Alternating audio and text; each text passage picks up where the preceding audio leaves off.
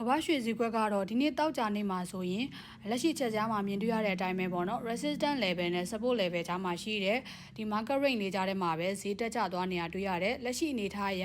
ဝယ်လိုအားနဲ့ရောင်းလိုအားအားမျှနေတဲ့အနေထားလေးမှာရှိနေတယ်ပေါ့နော်တလောမှာဆိုရင်ဒီ resistance level အနေနဲ့9020ဈေးတိုင်းအထက်ကိုဒါ H1 ကဖောက်ပြီးတော့မှမပိတ်နိုင်ခဲ့ဘူးဆိုရင်ဒီဇုံလေးမှာအယောင်းတွေပြန်ဝင်လာနိုင်မဲ့အနေထားလေးရှိတယ်ဆိုတော့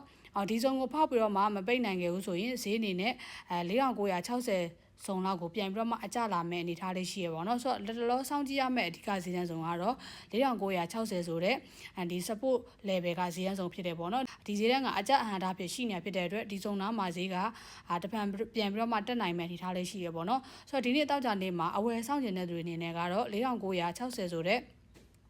ဒီဈေးတန်းလေးကိုတစ်ချက်ဆောင်ကြည့်ပါ4960ဈေးတန်းအောက်ကိုသာ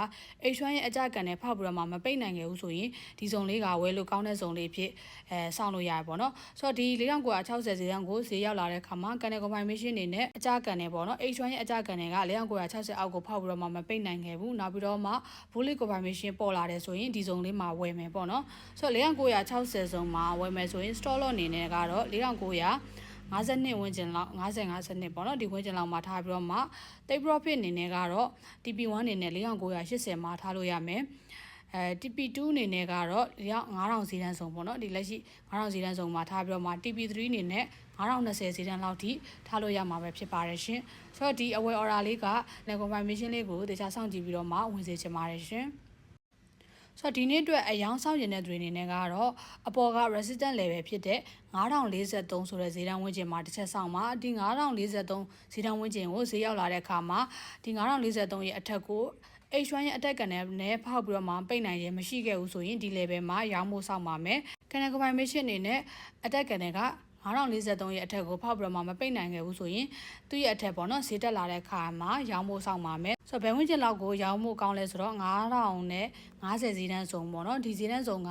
အယောင်ဆောင်ဖို့ကောင်းမဲ့စုံဖြစ်ပါတယ်ဆိုတော့9050ဈေးတန်းစုံလောက်မှာရောင်းမယ်ဆိုရင် stop loss အနေနဲ့ကတော့9060 61ဝန်းကျင်လောက်မှာထားပြီးတော့မှ take profit 1အနေနဲ့ကတော့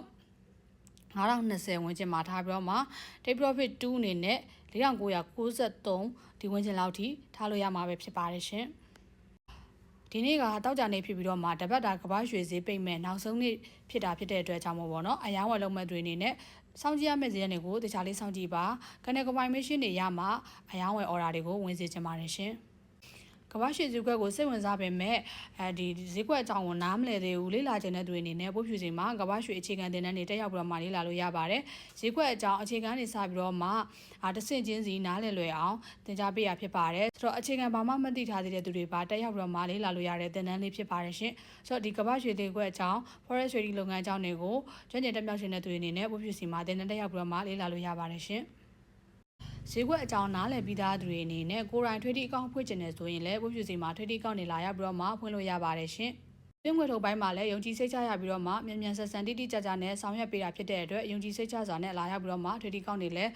လာဖွင့်လို့ရပါတယ်ရှင်။